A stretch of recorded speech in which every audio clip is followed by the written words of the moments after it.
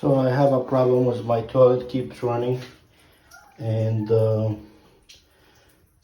I think this fill valve was broken. So I bought a new one, but I don't wanna change the whole thing and disconnect the tubing and everything.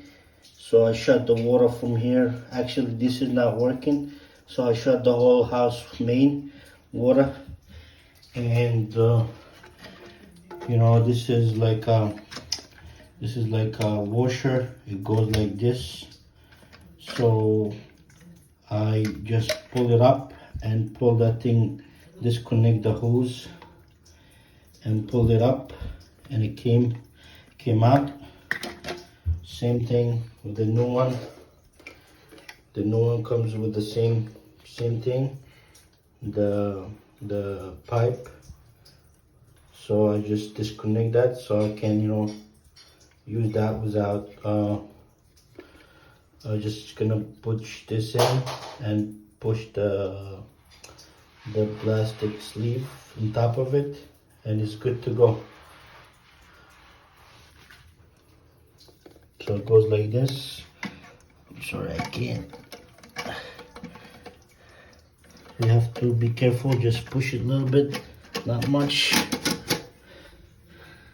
And make sure the thing is below.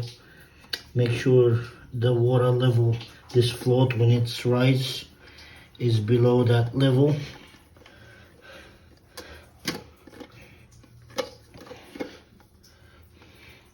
We can adjust it also from here, more water, or so I'm just gonna reach in. It's hard for you guys to see, and just push the nut, that sleeve down, so it will seal the water. So now it's good to go, and we're gonna connect back the hose.